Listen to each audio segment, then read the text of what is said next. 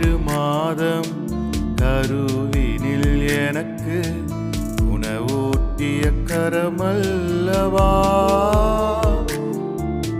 பெற்றோரும் உற்றோரும் உதறிய பின்னும் உறுதுணையாய் நின்றீரையா.